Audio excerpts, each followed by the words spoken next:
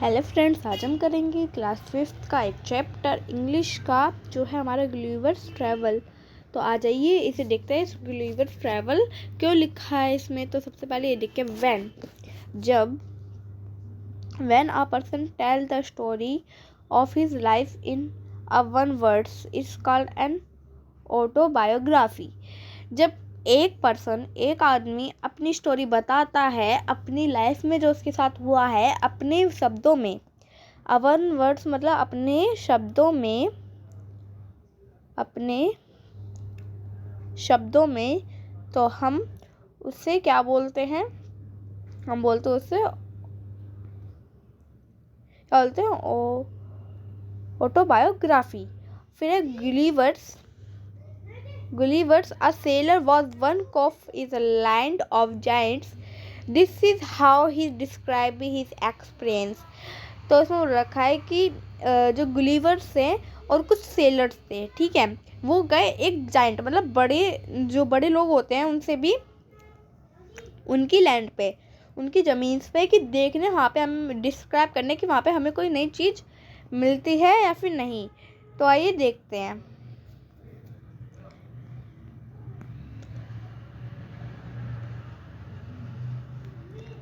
On the 16th of June 1730 we discovered land। 1730 सन थी और 16th of June हमने एक लैंड डिस्कवर करी थी। अवर कैप्टन एंड अ दर्जन man with vessels of waters. हमारे जो कैप्टन थे उन्होंने दर्जन मतलब जैसे 1 दर्जन में कितने बनानास होते हैं? 12। तो एक दर्जन क्या बोले, दर्जन मैन भी 12 आदमी भेजे थे, वेसल्स मतलब छोटी छोटी बोतलों के, वाटर की बोतलों के साथ। If any could be found, वहाँ पे कुछ खोजने के लिए। When we came to land we saw no river or spring or any habitant. हमने वहाँ पे कोई भी रिवर होती है, नदी, वो कुछ नहीं देखा, कुछ भी स्प्रिंग नहीं देखा और कोई भी इनहेबिटेंट, कोई भी अलग चीज़ नहीं देखी। हमने एक्सप्लोर करा, हमने खोजा द कंट्री ऑफ बैरन। हमने क्या करा? हमने खोजा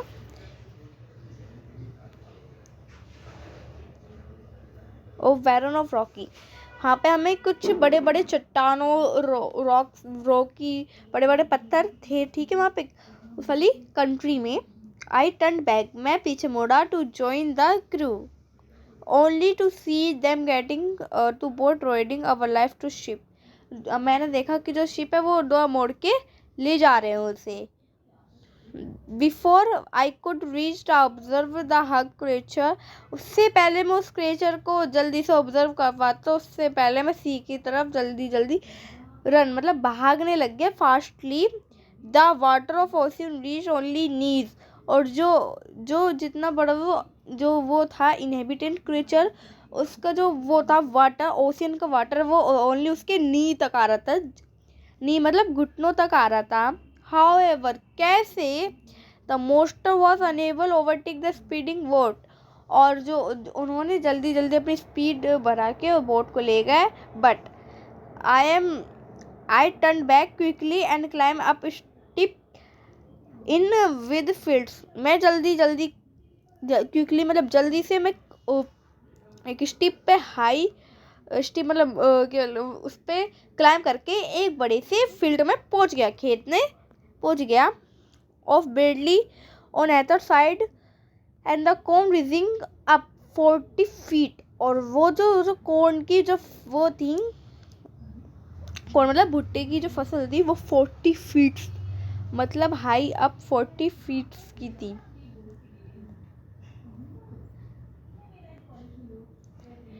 There was a friends to pass field to the another, और उन्होंने फिर वो उसी के अंदर चलता गया और दूसरे फील्ड तक पास कर गया। It was impossible to climb because very step was 6 feet high। मेरे लिए वो बहुत इम्पॉसिबल था क्योंकि हर एक स्टेप 6 फीट हाई था, उससे भी ज़्यादा स्टेप 6 फीट तक से भी हाई मतलब ज़्यादा था। I was trying to find a gap in a hedge, मैं ढूंढने लग गया एक किसके अंदर, had when I discover one and habitant, मैंने एक हैबिटेंट को डिस्कवर करा है अगले फील्ड में, किसके अगले फील्ड में, वॉकिंग टुवर्ड द फेंस, क्या कर रहा था वो, वहाँ पे घूम रहा था अपनी फेंस में। He was the same size as the creature chasing the boat, जैसे कि हमने जो बोट के पास जो वो देखा था क्रीचर, वो बिल्कुल उसी हाइट का बिल्कुल सेम टू सेम था। I was struck with almost to fear a horseman trying to hide myself, अब मैं जल्दी जल्दी अपने आप को छुपाने की कोशिश करने लगा। He called in a voice much loud and trumpet, और जो उसकी वॉइस थी बहुत तेज हो गई। आई साउंड लाइक थंडर, ऐसा लगा कि ठंडा मतलब बिजली कड़की एकदम से। 7 monsters like him came towards the field ready to reap the corn, 7 जो monster थे वो मेरी तरफ आने लगे फील्ड के थ्रू, और क्या करने लगे, अब रेडी कर लेते अपनी कॉर्न की, मतलब जो जिन्होंने भुट्टी की फसल उगाई थी उसे रेडी कर रहे थे। दे carried a reaping hook which was a very big, उन्होंने क्या करा, which was a very big when one of reapers approachment where I lay hidden, I screamed as loud as I could. The fisher stopped reaping, picked me up between his thumb and forefinger and brought me close to eyes 60 feet above the ground. He looked crustily and blew my hair aside and view my face. इसने बोल रखा है कि जो बड़ा सा giant man था उसने मुझे पकड़ लिया, और उसने मुझे बिल्कुल लाइटली पकड़ रखा था, उसने मुझे ऊपर से अपने थंब में इस तरह से ग्रैब कर रखा था, लुक लाइक दिस, उसने अपने थंब को इस तरह से और अपनी फिंगर इस तरह से एक छोटे से खिलौने की तरह ग्रिप कर रखा था, और फिर उसने मेरे फेस देखने के लिए फूंक मारी और मेरे बालों को पीछे कर दिया, और वो बिल्कुल मेरी आईज में देख रहा था, और वो 60 फीट से भी बड़ा था। एंड उसने मेरे फेस को अच्छे से देखा, फिर उसने बोला his friends are gently placed me on the ground, उसने मुझे अच्छे से आराम से कहाँ पे, ग्राउंड पे, ज़मीन पे रख दिया। They all set on the ground a take उसने अच्छे से रखा और टेक कर लिया। गुड लुक मी, और उसने मुझे बहुत अच्छे से देखा। I walk slowly backward and forward, मैं धीरे धीरे चलता रहा। Pulled off my hat and made a low blow forward and farmer. I tried to speak to them loudly in several language, और वो अलग अलग तरह की लैंग्वेज भी बोल सकते थे, सर्वल मतलब अलग अलग तरह की language. Each time I did so the farmer who picked me up high ear very close to be put in vain, जो फार्मर था, अब देखो जो फार्मर था उसने मुझे अपने ईयर के वेरी क्लोजली लेकर उठा लिया, और फिर the farmer took me his house and place me at distance of a dinner table was 30 feet high of the floor. अब वो जो फार्मर था वो अपने घर ले गया, और जो उसकी डाइनिंग टेबल थी वो फ्लोर से 30 feet आई थी, और उसने मुझे अपनी डाइनिंग टेबल पे बिठा दिया। फिर dinner was brought for the farmer in a dish which was 10 feet in a diameter, और जो उनकी डिनर की वो थी टेबल, वो की थी 10 feet हाउस का डायमीटर, मतलब ये उसका रेडियस एंड देन ये उसका पूरा का पूरा डायमीटर।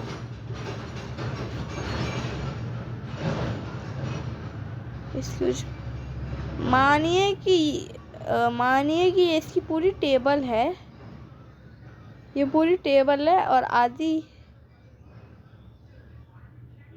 मानिए कि ये पूरी टेबल है,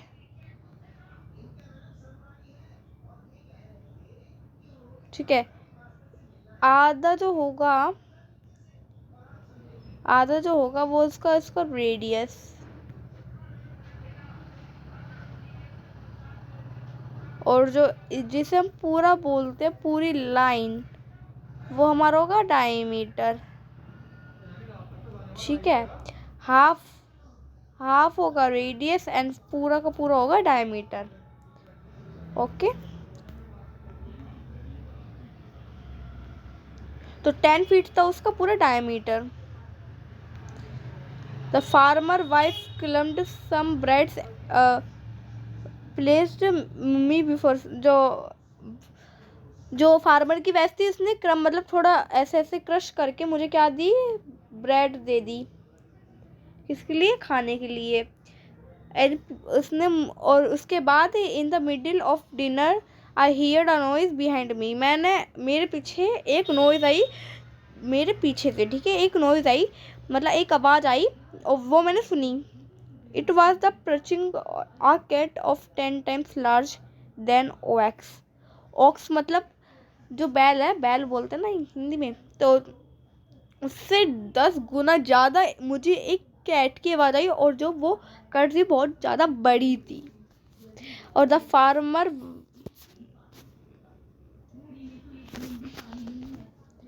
farmer wife was stroking him. Then the entrance one 1 साल का उसका एक बच्चा था, उस लेडी का और उस फार्मर का। तो जो उसने मुझे पकड़ा और मुझे अपने माउथ के अंदर ले गया, और उस माउथ के अंदर मेरा पूरा हेड चला गया था, जैसे कि आप पिक्चर में देख सकते हैं।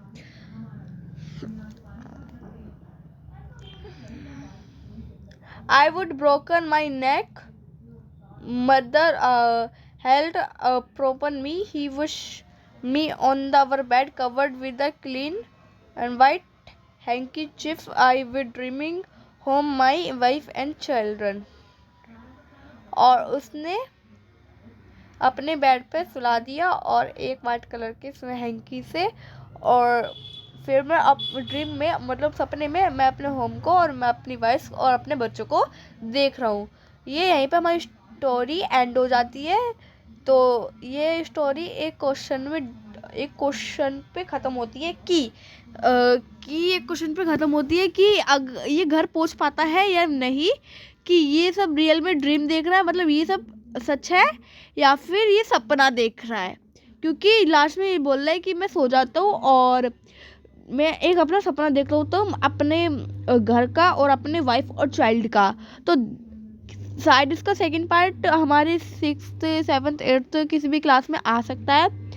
तो फिर ये चैप्टर यहीं पे एंड होता है। तो अब हम करेंगे इसके एक्सरसाइज।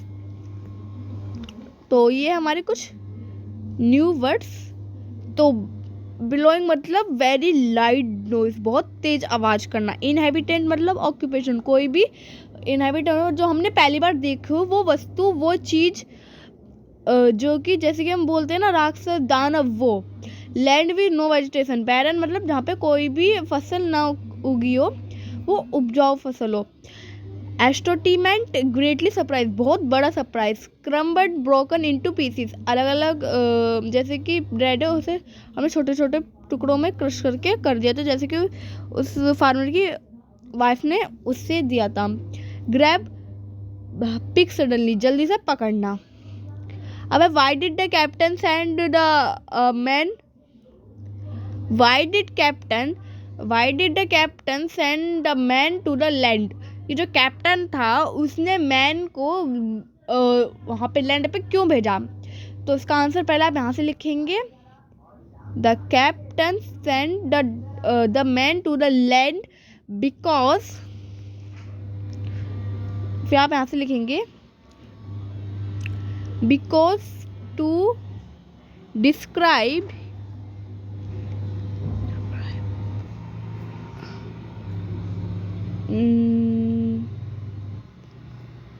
एक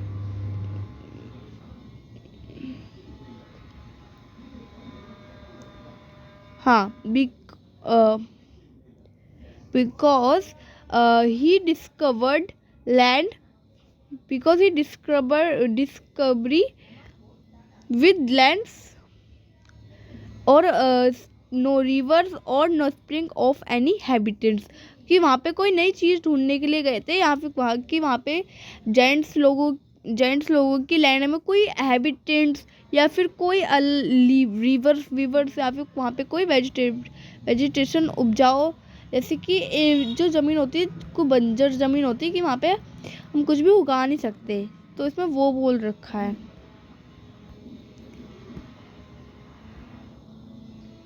Why did the man rush back to the ship? जो मैन था वो जल्दी से शिप की तरफ क्यों भागा? आप लिखेंगे The man rushed back to the ship because he see the giant's man, या फिर आप लिख सकते हैं he see the giant's man या फिर he see the inhabitants। ठीक है, अब आपको लिखना है choose the correct answer. I mean choose करना है आपको सही आंसर जो भी इसमें है। The giant carried a ripple hook because he fighting with other giants he was going to a rip queens. ये भी आंसर ठीक है, क्योंकि he wanted to fight Gullivers, वो गुलिवर्स से फाइट नहीं करना चाहता था। They put Gullivers on the ground to look at him because they had never humble because they was thought a doll, they have never seen such as a teeny man। उसने कभी भी छोटा आदमी नहीं देखा था। ये हमारा बिल्कुल राइट आंसर है। थर्ड गुलिवर वाज क्या था? A farmer, a sailor, a drifter, a giant. Gulliver was a sailor, वो एक सेलर था।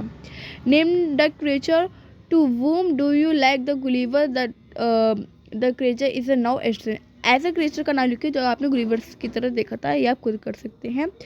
और उसका नाम है the words begin with the letter of D, तो उसका आंसर है डायनासोर। ठीक है, तो आप लिख सकते हैं यहाँ पे इसका आंसर डी से क्या है, डायनासोर। फिर from the next right the sentence that tells you the followings. The giant's repair was fantastic by Gulliver। Second है Gulliver was a learned man। फिर है the farmer's son thought Gulliver was a toy। और the farmer wife was skinned hurt man। आप ये हमारे question में से मतलब चैप्टर में से कर सकते हैं। Read the following sentence carefully। The giant farmer voice as loud as a beginning trumpet, or the giant farmer voice was loud or thunder when something is very cold he say it is a cold as ice। अब इसमें से ये अब वो ऊपर वो दे दिया हमें, this is a because is very cold, या वो बहुत ज़्यादा ठंडा है। तो इसमें हमें यही जो ऊपर जो सेंटेंस दे रखे वो इसी के अकॉर्डिंग है, तो हमें कंप्लीट करना है। एज अ फेदर की तरह बिल्कुल क्या है हमारा,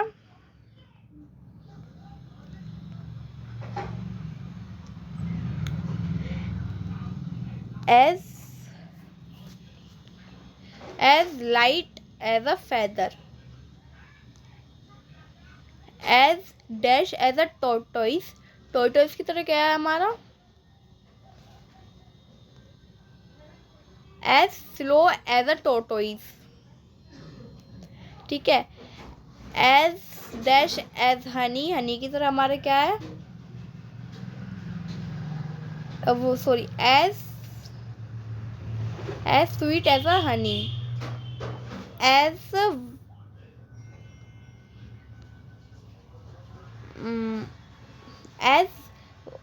as white as snow,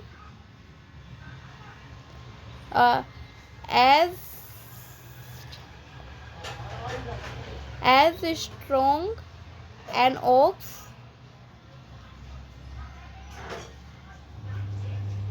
friends ox वाला strong में आएगा, और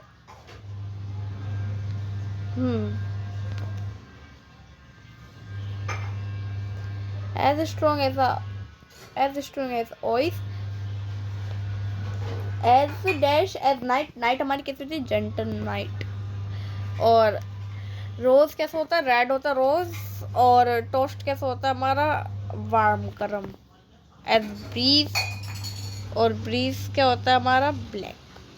नहीं, ब्लैक नाइट होती है और जेंटल ब्रीज होता है। और ये हमारे कुछ सेंटेंस है जो पढ़ने हैं। और नीचे a work comparison to the work in pair. देखो, the old man hair as a white, the old man hair as a white as snow, his feet as a cold as ice, the newspaper boy has a slow as tortoise,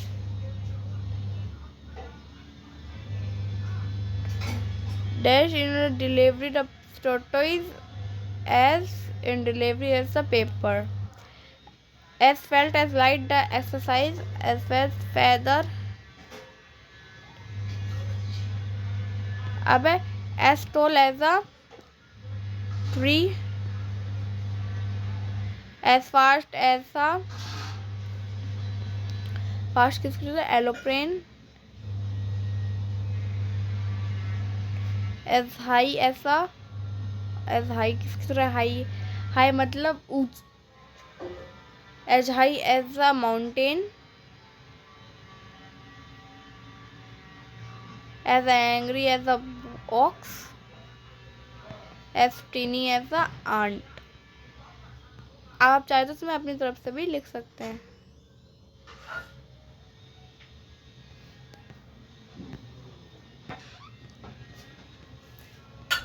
I hope आपको ये chapter समझ आया होगा।